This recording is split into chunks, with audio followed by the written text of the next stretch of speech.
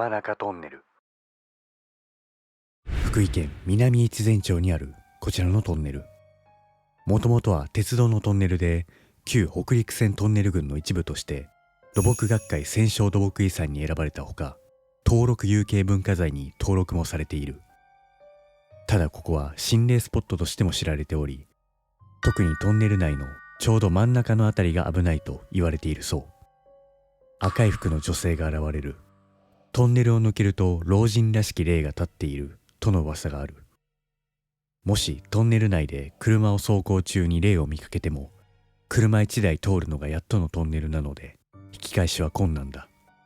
最悪の場合、1km ほどの距離をバックで走行することになるかもしれない。いずれにせよ真相は謎だが、もしこの場所に来られる際は十分に運転に注意してほしい。